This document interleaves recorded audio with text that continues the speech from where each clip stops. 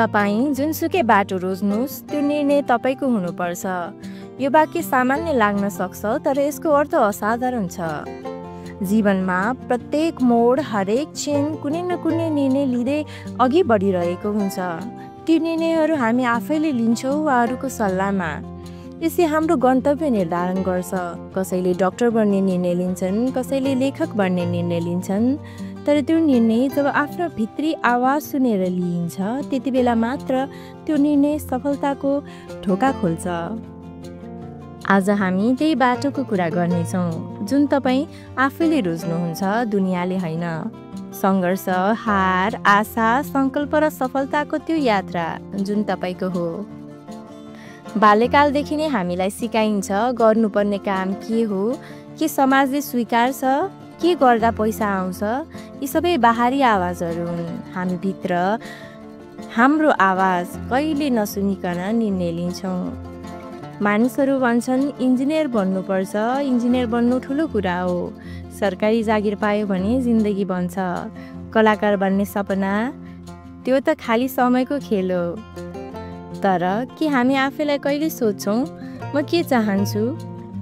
हामी आफूलाई चिन्न नसक्नु नै सबैभन्दा ठुलो बाधा हो। आत्मनिर्णय भनेको आफूले आफूलाई चिनेर बुझेर मनको आवाज सुनेर निर्णय लिनु हो।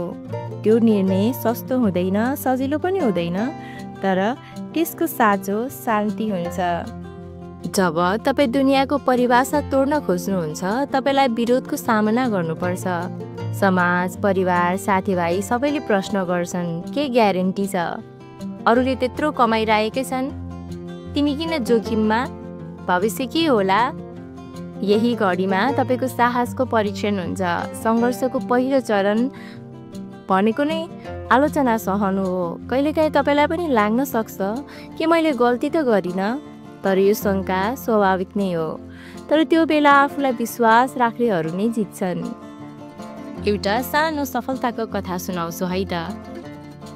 आर्यन 29 वर्षको थिए जब उनले आफ्नो ब्याङ्कको जागिर छोडे। सबै साथीहरूले भन्न थाले यो त पागल भएछ भनेर।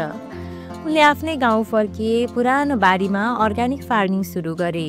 3 वर्षसम्म घाटा, ऋण, आलोचना, तर 5औँ वर्षमा उनको ब्रान्डले देशैभरि नाम कमायो। अहिले उनी 50 भन्दा बढी युवाहरूलाई रोजगारी दिइरहेका छन्। आर्यनले दुनियाँको होइन आफ्नै अन्तर आत्माको सुने, सङ्घर्ष गरे, हार भने मानेनन्। हामी घडी हेरेर जीवन मापन गर्छौँ। 25मा जागिर, 28मा बिहे, 30मा घर, 40मा कार। तर जीवनले यस्तो तालिका मानेको हुँदैन। कोही 20 वर्षमा सफल हुन्छन्, कोही 50 वर्षमा। मुख्य कुरा लगातार अघि बढिरहनु हो।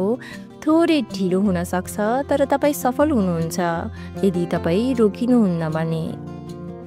जब तपाईँ आफ्नै बाटो रोज्नुहुन्छ, तपाईँ एक्लो महसुस गर्न सक्नुहुन्छ। एक्लोपन, डर, चिन्ता यी सबै तपाईँको साथी बन्न सक्छ, तर आत्मबल भनेको मानसिक साहस हो। सकारात्मक सोच, आत्मा प्रेरणा, ध्यान, योग, लेखन यस्ता अभ्यासहरूले तपाईँलाई बलियो बनाउँछ। यदि तपाईँ आफ्नो निर्णयमा अडिग हुनुहुन्छ भने आकाशको जुन पनि तपाईँको हुनेछ। कसरी थाहा पाउने त कुन बाटो हाम्रो हो भनेर? जुन काम गर्दा समयको होस हुँदैन, जुन कुराले तपाईँलाई सधैँ तानिरहन्छ, जुन काम गर्दा तपाईँलाई मनोरञ्जन फिल हुन्छ, जुन काम नगर्दा पछुतो लाग्छ, त्यही तपाईँको बाटो हो। उही आत्मचिन्तनबाट जन्मिन्छ आत्मनिर्णय। आफ्नो इच्छा बुझ्नुहोस्, त्यो नै साँचो बौद्धिकता हो।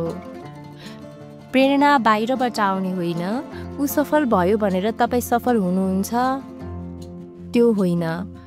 उसले भनेको काम गरेर तपाईँ सन्तुष्ट हुनुहुन्न। जब तपाईँ आफैभित्रको आवाज सुन्नुहुन्न, त्यसैबाट जन्मिन्छ प्रेरणा। त्यो प्रेरणा एक दिनको होइन, त्यो जीवन बदल्ने ऊर्जा हो। के सफलता भनेको गाडी, घर, पैसा मात्र हो? के आफूलाई बुझ्न नसकेका मानिस धन्यान्ड भएर सफल भएको हो त? सच्चा सफलता भनेको आफ्नो मन शान्ति हुनु, आफ्नो रोजाइको काममा सन्तुष्टि हुनु र जीवनमा कसैको प्रेरणा बन्नु हो। जीवन कुनै नक्सा होइन जसलाई अरूले कोरेर दिन सक्छ। त्यो त तपाईँ आफैले कोर्नुपर्ने यात्रा हो। यात्रा लामो छ, कहिलेकाहीँ एक्लो पनि भइन्छ, तर त्यो तपाईँ आफ्नै लागि हो। अझ भन्नुपर्दा त्यो तपाईँको मात्र हो। तपाईँ जुनसुकै बाटो रोज्नुहोस्, त्यो निर्णय तपाईँको हुनुपर्छ। सङ्घर्ष नै तपाईँको हतियार हो। थोरै ढिलो हुन सक्छ, तर सफल भइन्छ।